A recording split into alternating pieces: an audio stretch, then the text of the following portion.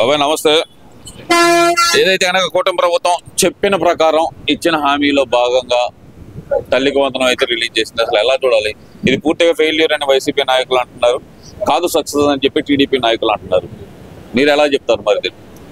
లేదు, అన్నీ ప్రతి హామీ కూడా నెరవేరుస్తుంది, కాకపోతే దానికి టైం లేదు. మామూలుగా మళ్ళీ వచ్చే ఎలక్షన్ లోపు అన్ని హామీలు నెరవేరుస్తుందని మా ఉద్దేశం. ఏ ఉద్దేశం అంటారు? కానీ అసలు ఈ తల్లికి వందనం అనేది పూర్తిగా ఫెయిల్యూర్ అంటున్నారు కదా, అది వాస్తవం అనుకోవాలంటారు? అయితే ఫెయిల్యూర్ ఎంతమంది ఉంటే అంతమందికి ఇస్తున్నాడు. అంతకుముందు ఉన్న కొర్రీలు అలానే ఇస్తున్నారు అంతే. లెక్కలు ఉన్నాయి కదా. ఓకే, ఇదంతా ఒక ఎత్తు. అసలు గత వారం రోజులుగా రాష్ట్ర వ్యాప్తంగా జరుగుతున్న గందరగోళం పరిస్థితులను అసలు ఎలా చూడాలంటారు? అసలు ముందులో ఇది గందరగోళ పరిస్థితులేనండి. మామూలుగా ఈ జగన్మోహన్ రెడ్డి ముఖ్యమంత్రిగా ఫెయిల్ అయ్యాడు. ఫెయిల్ అయ్యబట్టే 11 సీట్లు వచ్చినాయి. ప్రతిపక్ష నాయకుడుగా కూడా ఫెయిల్ అయ్యాడు. ప్రతిపక్ష నాయకుడిగా కూడా లోగడ ఇదే 1980 ఆ టైంలో అయితే అసలు జగన్మోహన్ రెడ్డి పద్ధతే ఎవరికి నచ్చేది కాదు, ఎవరు ఓటర్లు ఉండేవాళ్ళు కాదు. సరే, ఇప్పుడు కొంచెం జనం మెంటాలిటీ కూడా మారిపోయింది, క్రిమినల్ మెంటాలిటీలోకి వచ్చారు జనం కూడా. అందువల్ల ఆయనకి మొన్న 40% షేర్ వచ్చింది. లేకపోతే ఆయన చేసిన అకృత్యాలకి 40% షేర్ రావాల్సింది కాదు అసలు ఓటర్లలో. ఇప్పుడు 40% ఓట్ షేర్ ఉన్నా సరే జగన్మోహన్ రెడ్డి ఈ ప్రజా పోరాటాల మీద దృష్టి పెట్టకుండా ఓన్లీ విద్వేషాలు రెచ్చగొట్టే విధంగా ప్రసంగాలు చేయడం అసలు ఎలా చూడాలంటారు ఇదంతా? అసలు ఇదంతా ఇప్పుడు జెన్యున్ గా ప్రజాస్వామ్యంలో ఎన్నో సమస్యలు ఉంటాయి. ఆ సమస్యలను పట్టుకొని చేయొచ్చు. ఇప్పుడు చేయడానికి ఆయన ఏం చేస్తాడు? ఇప్పుడు 13,000 ఇచ్చా, 15,000 అని చెప్పి 13,000 ఇచ్చారు. ప్రతిపక్ష నాయకుడు మాట్లాడచ్చు, కానీ ఆయన కూడా అది చేసింది అదే కదా. ఇక మరి ఏం మాట్లాడతాడు? అందువల్ల జెన్యున్ విషయాల్లో కూటమి ప్రభుత్వాన్ని ఏం మాట్లాడలేక కరెంట్ ఛార్జీల గురించి మాట్లాడాలా? కరెంట్ ఛార్జీలు ఆయన 9 సార్లు పెంచాడు. మరి ఏం మాట్లాడతాడు? ఇక అందువల్ల ఇక ఆయన ఏం మాట్లాడలేడు, ఆయన ఏం చేయలేక ఇగో ఈ సమాజాన్ని చేల్చటం ఇలాంటి వీటి మీద దృష్టి పెడుతున్నాడు. అది అంటే ఒక రాజకీయ పార్టీ అధ్యక్షుడు అయ్యండి, మాజీ ముఖ్యమంత్రి అయ్యండి, ఒక కులాన్ని కించపరిచే విధంగా మాట్లాడాలి. అసలు కమ్మ కులం వాళ్ళు మొత్తం టీడీపీలోనే ఉండాలా, వైసీపీలో ఉండకూడదా అంటే కులాల మధ్య విద్వేషాలు రెచ్చగొట్టే విధంగా ప్రసంగాలు చేయడానికి అసలు ఎలా చూడాలంటారు? ఆయన పాలసీ అదే. ఆయన పాలసీ ఏంటంటే సమాజాన్ని చీల్చాలా, చీల్చి తన పబ్బం తను గడుపుకోవాల్సిందే అంతే. మరి ఆయన జెన్యున్ విషయాల మీద పోరాడలేడు. ఇప్పుడు జెన్యున్ విషయాలు ప్రజాస్వామ్యంలో ఎన్నో ఉంటాయి, వాటి గురించి ఏదైనా తీసుకొని పోరాడచ్చు. ఆయన పోరాడు ఎట్లా మాట్లాడతాడు? పోరాడలేడు, ఎందుకంటే అన్ని తప్పులు ఆయన చేసాడు. అన్ని తప్పులు చేసేసాడు అంటారు. చేసాడు. ఇప్పుడు ఇక్కడ ప్రధానంగా చూసుకుంటే కనుక మొన్న సత్తెనపల్లి పర్యటన కానీ, అంత ముందర జరిగిన పొదిలి పర్యటన కానీ, పొదిలి పర్యటనలో పోలీసుల మీద దాడి, సత్తెనపల్లి పర్యటనలో అయితే ఏకంగా అసలు చంపేయండి, నరికేయండి అంటూ ఏదైతే వాళ్ళ కార్యకర్తలకు ఇచ్చిన పిలుపు ప్రకారం వాళ్ళు చేసిన ఎలా చూడాలంటారు దీన్ని? అదే ప్రజాస్వామ్యంలో అలాంటి పిలుపులు ఇవ్వకూడదు, చెయ్యకూడదు. అసలు అది ప్రజాస్వామ్యంలో అది పనికిరాదు. ఎక్కడో ఉత్తర కొరియాలో కిమ్ జిమ్ అని అలాంటి వాళ్ళు చేశారంటే అది వేరే విషయం. ఇక్కడ ప్రజాస్వామ్యంలో పని చేయవు. అలాంటి వాళ్ళని చూసి దూరంగా వెళ్ళిపోతారు జనం. నిన్నటి నుంచి గత 2-3 రోజుల నుంచి జరుగుతున్న వివాదం, సొంత కార్యకర్త చనిపోయినా కూడా పట్టించుకోకుండా వెళ్ళిపోయాడని, నిన్న అసలు ఆయన క్యాన్వాయే తొక్కేసిందని వచ్చిన వీడియోలు ఎలా చూడాలి మరి ఇదంతా? అసలు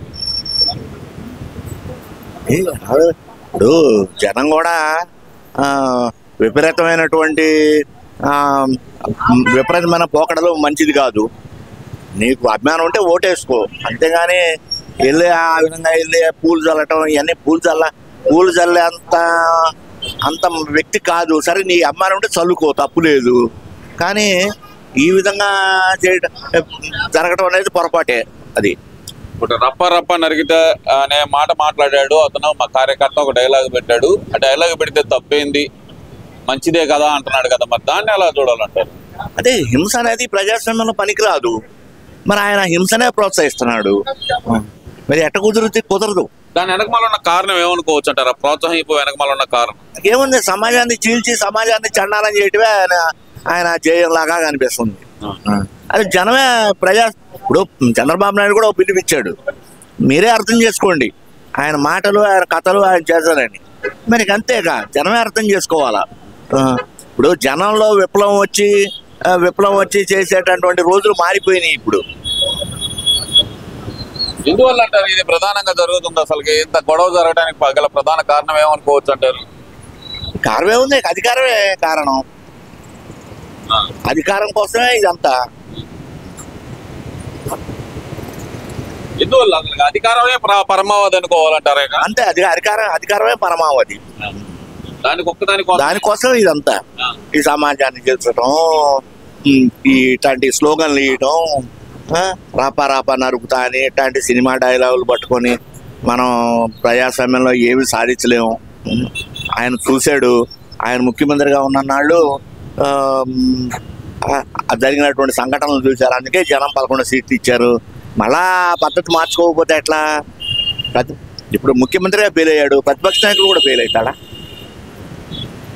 ఇప్పుడు ప్రజా సమస్యల మీద పోరాడాల్సిన ప్రతిపక్ష నేతగా ఉన్న జగన్మోహన్ రెడ్డి ప్రజలకే సమస్యగా మారుతున్నప్పుడు ఎలాంటి నిర్ణయాలు తీసుకోవాలంటారు ప్రజలు? మరి ప్రజలే నిర్ణయం తీసుకోవాలా. అందుకే చంద్రబాబు నాయుడు కూడా అదే చెప్పాడు కదా, ప్రజలే నిర్ణయించుకోండి.